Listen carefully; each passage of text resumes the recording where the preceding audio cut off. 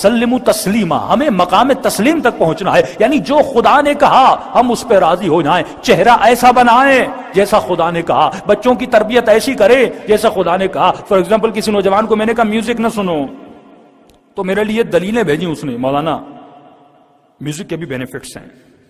میں نے کہا کون سے؟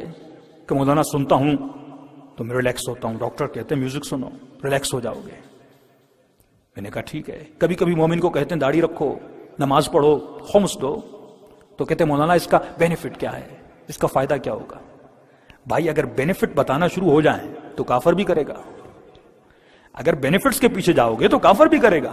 تسلیم کا مطلب یہ ہے کہ بینیفٹ نہ پوچھو، یہ دیکھو اگر مولا نے کہا تو کرنا ہے، اگر خدا نے کہا تو سب سے بڑا بینیفٹ یہ ہے کیونکہ خدا کہہ رہا ہے، کیونکہ علی ابن ابی طالب کہہ رہے ہیں کہ مولانا میوزک سے باڈی ریلیکس ہوتی ہے۔ معصوم فرماتے ہیں ہاں شراب کے بھی کچھ فائدے ہیں، لیکن یہ تمہاری سول کو، تمہارے روح کو تباہ و برباد کر دیتا ہے۔ میوزک ہو سکتا ہے کہ باڈی کو ریلیکس کرے، لیکن معصوم فرماتے تمہاری روح کو تباہ کر دیتا ہے۔ تو بدن کو بچانے کے لیے نہیں آیا، تو اپنی روح اور سول کو بچانے کے لیے آیا ہے۔ اور سب سے برا اثر جو میوزک کے سننے کے بعد آپ کے روح پر ہوتا ہے، معصوم فرماتے یہ انسان بے غیرت ہو جاتا ہے۔